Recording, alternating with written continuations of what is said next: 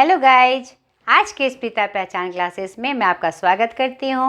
कैसे हैं आप लोग? मज़े में।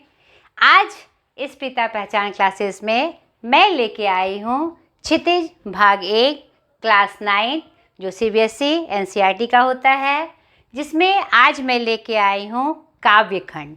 काव्यखंड में एक प्रमुख कविता पाठ 13 ग्राम श्री के रूप में, यानी गांव की संपदा। ग्राम मतलब गांव और श्री मतलब संपदा, जिसके कवि कौन है? सुमित्रानंदन पंत जी। ठीक है, तो इस क्लास में हम जानेंगे कवि परिचय यानी सुमित्रानंदन पंत जी का परिचय और कविता परिचय यानी ये जो कविता है हमारी ग्राम श्री, उसका परिचय हम जानेंगे और उसमें क्या सार है उसके बारे में हम जानेंगे। तो चलिए स्टार्ट करते हैं पहले कवि परिचय से। सुमित्रानंदन पंत, कौन नहीं जानता उनको। सुमित्रानंदन नाम लेते ही उनकी छवि हमारी आँखों के सामने अंकित हो जाती है। हमने 6 के लेवल से लेकर जो 9-10 के लेवल तक हमने कोई ना कोई कविता या लेख उनका ज़रूर पढ़ा है और हमेशा सुमित्रानंदन की चर्चा एक छायावाद के स्तंभ के रूप में हम जानते रहते हैं। इनका पहला परिचय कि इन्हें प्रकृति का सुकुमार कवि कहा जाता है, क्योंकि इन्होंने प्रकृति का जो वर्णन किया है अपनी रचनाओं में बहुत ही अद्भुत तरीके से किया है। उन प्रकृति की एक छोटी छोटी चीज़ों तक पहुंच जाना और उनका एक अनूठा वर्णन करना इनके काव्य रचना की विशेषता है। इसीलिए इनको यह सम्मान मिला, प्रकृति के सुकुमार कवि के रूप में इनको नाम मिला। ठीक है, दूसरा इनका प्रमुख परिचय ये छायावाद के प्रमुख स्तंभ है। आपको पता है बच्चों कि आधुनिक काल का अलग अलग खंड हुए, आधुनिक काल में अलग अलग पार्ट्स हुए, उसी में छायावाद एक प्रमुख काल है जिसमें 4 स्तंभ की चर्चा की जाती है। किसी भी मकान के मुख्य 4 स्तंभ होते हैं, तो उनमें ये एक प्रमुख हैं। सूर्यकांत त्रिपाठी निराला, जयशंकर प्रसाद, महादेवी वर्मा और चौथे ये हमारे सुमित्रानंदन पंत जी। तो ये तो इनका एक सम्मान था जिनकी विशेषता के कारण उनको यह नाम मिला। अब इनका जीवन वृत्त हम देख ले। इनका जन्म 20 मई 1900 ग्राम कौशानी, जिला अल्मोड़ा, उत्तरांचल में हुआ था। जन्म के कुछ दिन बाद ही इनकी माँ की मृत्यु हो गई। इनका लालन पालन उनकी दादी ने किया और इनका जो बचपन का जीवन था बहुत ही आर्थिक संकट में बीता और गांव में बीता। तो आर्थिक संकट और गांव का परिदृश्य और जो ये शांत स्वभाव के थे, उन्होंने उनको बहुत ही गंभीर और वस्तु स्थिति को समझने वाला इंसान बना दिया। इसलिए उन्होंने अपने किशोरावस्था से ही रचना अपनी शुरू कर दी थी। लेखनी का कार्य उन्होंने शुरू कर दिया था। इनके बचपन का नाम गोसाई दत्त है, ऐसा प्रमाण मिलता है। इनके पिता का नाम गंगादत्त पंत था और इनकी जो रचना है इनको 3 प्रमुख भागों में बांटा गया है, क्योंकि इनका जो रचना काल हम देखते हैं 1916 से 1977 तक अनवरत चलता रहा। तो 1900 में इनका जन्म हुआ। 1916 यानी किशोरावस्था से जो उन्होंने लिखना शुरू किया तो अपने अंतिम यात्रा तक यह लिखते रहे। और यह जो काल है आधुनिक काल के अलग अलग कालों से गुजरा। ठीक है, 35 तक का काल छायावाद का काल था, उसके बाद का काल प्रगतिवाद का काल आया, उसके बाद जो साहित्य में रचनाएं आई अध्यात्म से जुड़ी रचनाएं आई। तो इसी क्रम में उनकी रचनाओं को 3 भाग में बांटकर वर्णन किया गया है। प्रमाण हमें प्राप्त होता है 1916 से 1935 के बीच में छायावादी काव्य के रूप में। छायावादी काव्य क्या होता है? जो कि प्रतिबिंबित काव्य होते हैं। नहीं, जो हम लेखन करते हैं, जो हम रचना करते हैं, तो उसकी प्रतिबिंब हमें दिखाई जाती है और भाव जो हैं उसके गूढ़ होते हैं। नहीं, बड़े ही जो छायावादी जितनी भी रचनाएं हैं बड़ी ही गंभीर और बहुत ही प्रतिबिंबित रूप में लिखी गई है, जिनको समझने के लिए वो छायावादी की जो शैली है उसका ज्ञान हमें होना चाहिए। ठीक है, इसमें उन्होंने जो रचनाएं की उसमें वीणा, ग्रंथि, पल्लव, गुंजन और ज्योत्सना का नाम आदि का नाम प्रमुखता से आता है। दूसरा उनका काल 1935 से 1960, जिनमें उन्होंने प्रगतिवादी काव्य के रूप में रचना की। उस समय जब उनका 35 के बाद का जो उनका काल आया तो वह मार्क्स से और फ्रायड से बहुत प्रभावित हुए। ठीक है, यानी समाज को उन्होंने बहुत नज़दीक से देखा और समाज में रहने वाले कौन होते हैं, हम मानव होते हैं, तो मानव के वो करीब आए और मानव के जो मतलब समाज में रहने के क्रम में जो उनके जो विशिष्टताएं उनके सामने आई उनको उन्होंने बहुत नज़दीक से देखा और मानव से संबंधित कविताएं उन्होंने लिखी। और आप जानते हैं कि प्रगतिवादी जो काव्य था वह यथार्थ से के करीब था, तो उन्होंने उस संदर्भ में कविताएं लिखी जिसमें युगांत, गुणवाणी, ग्राम्या, कला और बूढ़ा चांद आदि, चिदंबरा आदि प्रमुख है। ठीक है, उसके बाद का जो काल आया तो जीवन के अंतिम के 12-13 वर्ष वो अध्यात्म से जुड़े, क्योंकि उस समय वो दर्शन शास्त्र के प्रमुख, अध्यात्म के प्रमुख अरविंद दर्शन से प्रभावित हुए थे। तो उन्होंने उस संदर्भ में उससे संदर्भित रचना की जिसमें स्वर्णधूलि, अतिमा, रजत शिखर, लोकायतन का नाम प्रमुखता से आता है। तो हमने क्या देखा कि सुमित्रा नंदन की जो रचना है अपने आप में विशिष्ट है और उन्होंने तीनों कालों के रचना काल को अपने आप में समाहित किया। तो आप समझ सकते हैं वो कितने विद्वान थे और उनकी पकड़ कितनी मजबूत थी। किसी भी तथ्य पर, किसी भी पॉइंट्स पर उनकी पकड़ जो थी बहुत ही मजबूत थी। उनका निधन 28 दिसंबर 1977 को इलाहाबाद में हुआ, याद रखिएगा। और उन्हें बहुत प्रकार के सम्मान से भी सम्मानित किया गया, बहुत सारे पुरस्कार उन्होंने पाए, जिनमें पद्म भूषण प्रमुख पुरस्कार है जो उन्हें 1961 में प्राप्त हुआ। उनके नाम पर स्टैम्प निकालकर, टिकट निकालकर उन्हें सम्मानित किया गया और पद्म भूषण पुरस्कार से नवाजा गया। और एक प्रमुख सम्मान ज्ञानपीठ पुरस्कार पाने वाले ये हिंदी साहित्य के पहले रचनाकार हैं जो कि उन्हें 1968 में प्राप्त हुआ, उनकी रचना चिदंबरा के लिए। ये भी आपको याद रखनी है। और साहित्य अकादमी पुरस्कार भी इन्होंने प्राप्त किया जो साहित्य का एक प्रमुख सम्मान है, जो उनकी किनकी रचना के लिए प्राप्त हुआ, कला और बूढ़ा चांद के लिए। ये भी आपको याद रखना है। इसके अलावे सोवियत लैंड नेहरू पुरस्कार, अन्य प्रादेशिक पुरस्कार भी उन्हें प्राप्त हुए। ठीक है, ये इनका साधारण परिचय था। एक बात और मैं भूल गई, इनका जो गांव कौशानी है वहीं पर एक संग्रहालय बनाया गया सुमित्रा नंदन पंत जी का, जो सुमित्रा नंदन पत वीथिका के नाम से जाना जाता है। ये भी आप याद रखिएगा, सुमित्रा नंदन पंत वीथिका संग्रहालय। यह कहाँ पर है? उनका जो गांव जहां उनका जन्म हुआ था, कौशानी में यह संग्रहालय का निर्माण किया गया है। उस संग्रहालय में उन्होंने रचना क्रम में जिन चीज़ों का प्रयोग किया, उनकी जो जीवनचर्या थी, उनकी जो लिखने की शैली थी और उनसे संबंधित बहुत सारी चीज़ों का संग्रह वहाँ आपको प्राप्त होगा। ठीक है, तो ये उनका लगभग मुझे लगता है संपूर्ण परिचय मैंने आपको दिया। अब मैं उनके जो कविता है जो आपके पाठ में संकलित है, जिनकी चर्चा अभी हम करेंगे, ग्रामश्री।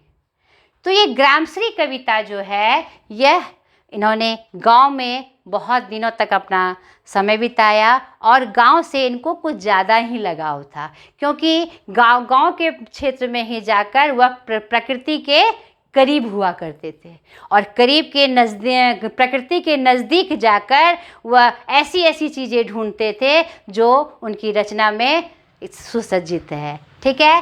तो ग्राम श्री का मतलब होता है गांव की संपदा। ग्राम मतलब गांव और श्री मतलब संपदा। तो गांव की संपदा क्या होती है? गांव किससे जाना जाता है? किसानी से, खेती से जाना जाता है ना। चाहे हम किसी प्रकार की खेती करें, अन्न की खेती करें, फलों की खेती करें, सब्जियों की खेती करें, क्या कहते हैं, गंगा किनारे जो हम खेती करें, यानी विभिन्न माध्यमों से गांव की संपदा हमारी यही फसलें हैं। ठीक है। तो उसी का वर्णन वो इस कविता में करते हुए नजर आते हैं। तो शॉर्ट में हम जाने कि उनकी कविता में क्या है। पूरी कविता जो है उसी के वर्णन में बीतती है। तो देखिए क्या है। फैली खेतों में दूर तलक मखमल की कोमल हरियाली, लिपटी जिससे रवि की किरणें चांदी की सी उजली जाली। पूरे खेतों में क्या फैला हुआ है? हरियाली फैल गई है, और जब उसमें सूर्य की किरणें पड़ती हैं तो वह चांदी की उजली जाली सी प्रतीत हो रही हैं। वो जब सूर्य की किरणें उसमें जब पड़ रही है हरियाली वाली खेतों में, तो लगता है कि चांदी की उजली जाली बिछी हुई है, जाल लगे हुए हैं। एक तो हरियाली, ऊपर से सूर्य की किरणें, तो चांदी की जाली से वह प्रतीत हो रही है। तिनकों के हरे हरे तन पर हिल हरित रुधिर है रहा झलक। और जो एक एक तिनका है, फसल का जो एक एक तिनका है, वह उसके हरे हरे तन पर ऐसा प्रतीत हो रहा है कि हरा रुधिर, यानी हरा रुधिर मतलब खून, हरा खून बहकर उसके रूप को झलका रहा है, दिखा रहा है। श्यामल भूतल पर झुका हुआ नव का चिर निर्मल नील फलक। और इस हरियाली वाली जमीन पर नव ऐसे झुका हुआ है जैसे कि उस हरियाली को देखकर वह नतमस्तक हो, और जिससे उसकी शोभा क्या हो रही है, बहुत ही अनुपम दिखाई पड़ रही है, जिससे कि हमारा निश्चित क्या हो रहा है, निर्मल हो रहा है। वह निर्मल चिर आकाश जो पूरे दूर दूर तक फैला हुआ है, वह उस हरियाली पर, भूधरा पर यूं झुका हुआ प्रतीत होता है। बहुत ही सुंदर वर्णन। आगे की पंक्तियों में देखिए। रोमांचित सी लगती वसुधा, हमारी धरती कैसी लग रही है? रोमांचित सा महसूस कर रही है। जब ये फसल की हरियाली किसका प्रतीक है? खुशहाली का प्रतीक है। तो खुशहाल में हम क्या होते हैं? रोमांचित होते हैं। तुम्हारी धरती भी क्या है? रोमांचित है। आई जो गेहूं में बाली, क्यों रोमांचित है? क्योंकि गेहूं के पौधे में बालियां आ गई है, यानी जो अब खेतों का रूप होने वाला है, अब फसल पकने वाले हैं। यह जो संपदा है, यह श्री के रूप में, गेहूं के रूप में अब हमें प्राप्त होने वाली है। इसलिए वसुधा क्या है? रोमांचित है। अरहर सनई की सोने की किंकनियां है शोभाशाली। गेहूं के अलावा अरहर की फसलें भी तैयार है, और वह कैसी प्रतीत हो रही है? सोने की किंकनियों से वह प्रतीत हो रही है। नहीं, छोटे छोटे मोहरों से, सोने की मोहरों से वह प्रतीत हो रही है। उड़ती भी नी तैलाक्त गंध, फूली सरसों पीली पीली। और पूरे क्या कहते हैं, वातावरण में क्या है? तेल जैसी गंध फैल गई है, क्योंकि पीली सरसों भी जो है पीले पीले फूल के रूप में वहाँ पर चारों तरफ फैली हुई है। बड़ा ही सुंदर वर्णन अलग अलग फसलों का कवि करते नजर आ रहे हैं। लो हरित धरा से झांक रहे, नीलम की कली तीसी नीली। और इस हरी भरी धरा पर एक और फसल है जो झांकती हुई नजर आ रही है। कहीं कहीं आप देखे होंगे सरसों के बीच में, अन्य फसलों के बीच में तीसी छीड़ दी जाती है, जिसको चिकना बोलते हैं हम। क्या कहते हैं, तीसी, जिसका आपने ज़रूर खाया होगा। वो उसको क्या बोलते हैं इंग्लिश में, मुझे भी याद नहीं आ रहा है। तो वो कत्थी रूप में होते हैं, जिसका ब्यूटी प्रोडक्ट में भी प्रयोग होता है, खाने में भी प्रयोग होता है, और जिसकी बगिया बनाई जाती है, जिसको भरकर बगिया बनाई जाती है, आपने ज़रूर टेस्ट की होगी। तो वह, उसकी भी कली जो नीले रंग की होती है, वह झांकती हुई प्रतीत हो रही है। बहुत ही सुंदरतम वर्णन फसलों का कर रहे हैं कवि। आगे देखिए। रंग रंग के फूलों में रिलमिल हंस रही सखिया मटर खरी। आगे की कौन से फसल का वर्णन कर रहे हैं कवि? मटर की फसल का। मटर का फसल अगर आपको अभी देखने का मौका मिला होगा, या आप ज़रूर देखिएगा जब मटर का फसल उगाया जाता है, आप जानकारी लीजिएगा कब उगाया जाता है, तो आप देखेंगे कि यूं फैली हुई वो लत्तर होती है उसकी, और उस पर छोटे छोटे मटर बहुत ही सुंदर, और उसके पत्ते यूं यूं जैसे अंगूर में जो लच्छेदार वो जो डंटियाँ होती है वो हमारे मटर में भी होती है, जिसका रूप बहुत ही सुंदर दिखाई पड़ता है। मखमली पेटियों सी लटकी हुआ, कैसी लटकी हुई है? मखमल की पेटियों सी लटकी हुई है। उसकी जो छिमड़ी है जिसमें वो फल आते हैं, वह बहुत सारे बीज छुपाए हुए लड़ी में क्या है? खड़े हैं। फिरती है रंग रंग की तितली, रंग रंग के फूलों पर सुंदर, फूले फिरते हैं फूल स्वयं उड़ वृंतों से वृंतों पर। और इसी क्रम में क्या है? तितलियां जो है, रंग बिरंगी तितलियां सुंदर सुंदर फूलों पर मंडरा रही है। खुद फूल भी अलग अलग बड़े बड़े वृंतों में, बड़े बड़े मतलब बहुत सारे फूल वृत्त आकार में क्या कर रहे हैं? खिले हुए हैं, फूले हुए हैं, जिससे कि रूप बहुत ही सुंदर अनुपम दिखाई पड़ रहा है। आगे की पंक्तियां देखिए। अब रजत स्वर्ण मंजरियों से लद गई आम्र तरु की डाली। आगे के वर्णन में वह आम पे जो मंजर लगते हैं, उस समय का मौसम बहुत ही सुहावना होता है। आपने देखा होगा, चाहे आप शहर में रहे, गांव में रहे, कहीं भी आम के वृक्ष शहर में भी दिखते हैं, गांव में तो खैर बहुत सारे दिखते हैं। तो जब मंजर आते हैं, आम के जो छोटे छोटे उजले मंजर आते हैं, तो शुरू में वो सुनहरे सुनहरे दिखते हैं ना। उस समय भीनी भीनी खुशबू पूरे वातावरण में फैल जाती है। तो उसका वर्णन कर रहे हैं। झड़ रहे ढाक पीपल के दल, हो उठी कोकिला मतवाली। जो पीपल के जो पत्ते हैं, वह पीपल के दल झड़ रहे हैं, और आम्र के मंजर आने पर कोकिला कैसी होती है? कोयल कैसी होती है? मतवाली होकर कू कू का गान करते हुए नजर आती है। महके कटहल आम के साथ साथ, और किन फसलों, कौन सी फसलें और आती है हमारे उस मौसम में? कटहल के मौसम, जब कटहल का फल लगता है, उसमें भी एक भीनी भुनी अच्छी खुशबू पूरे वातावरण में फैलती है। मुकुलित जामुन, एकदम बैगनी बैगनी से जामुन लटके लटके एकदम मुकुल से दिखाई पड़ते हैं। जंगल में झरबेरी झूली, और जंगलों में जहाँ बेर के वृक्ष हैं, वहाँ पर भी फल लद जाते हैं।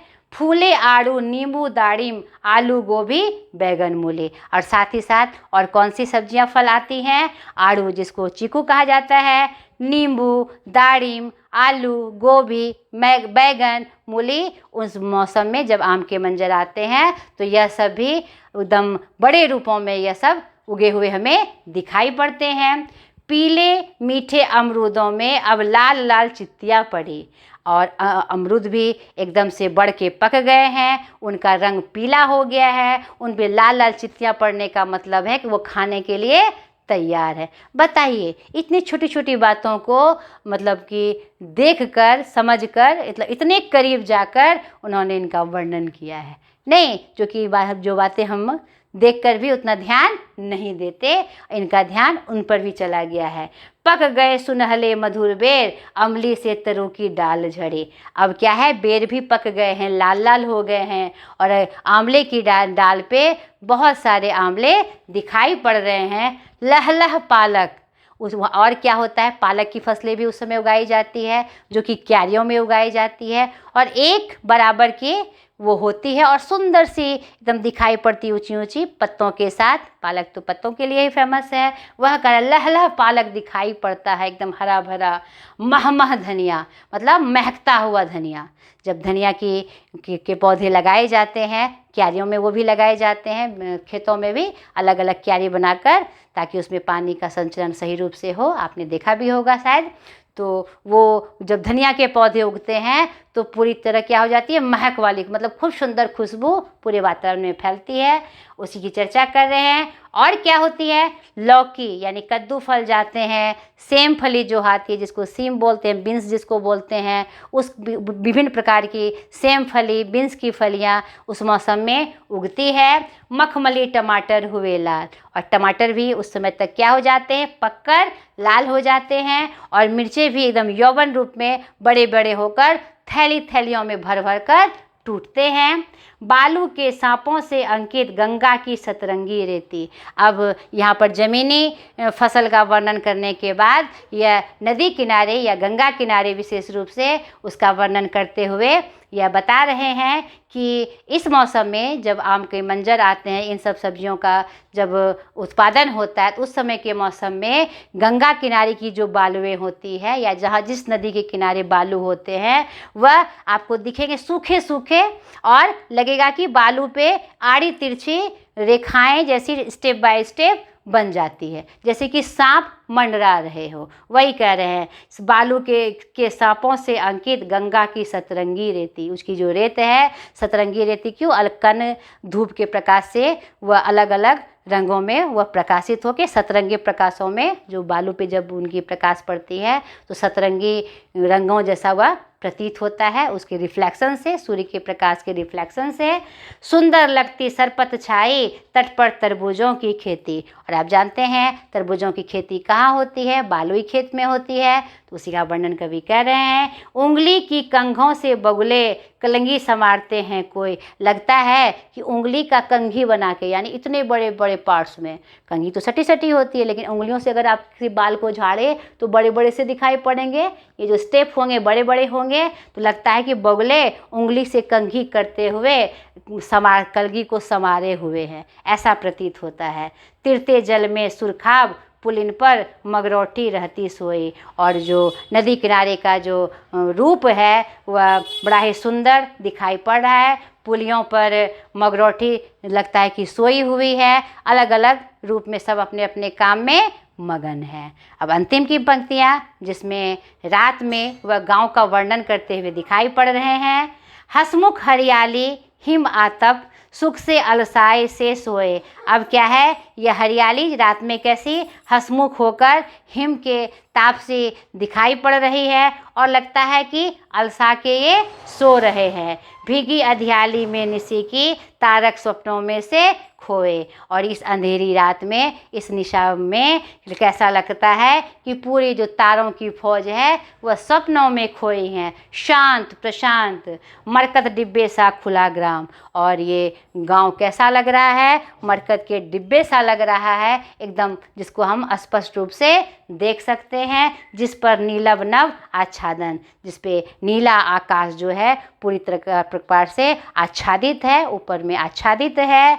निरुपम हिमात के स्निग्ध शांत निज शोभा से हरता जनमन। एकदम लगता है हिम जैसा, यानी कि बर्फ के कण पड़े हुए हों और एकदम स्निग्ध हो, एकदम शांत हो, शांतशील एकदम दिखाई पड़ रहे हैं। और उनकी शोभा ऐसी है कि सबका मन वह हर लेती है।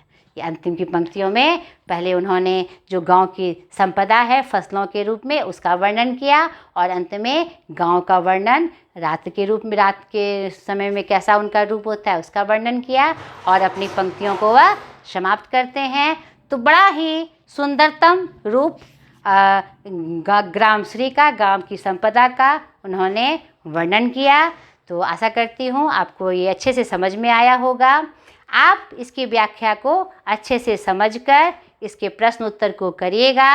अगले वीडियो में मैं इसके प्रश्न उत्तर के साथ हाजिर होंगी, और उस समय आपको और स्पष्ट हो जाएगा यह पाठ जब मैं प्रश्न उत्तर कराऊंगी। ठीक है बच्चों, तो ईमानदारी के साथ प्रश्न उत्तर को करना है। आज तक के लिए इतना ही। बाय।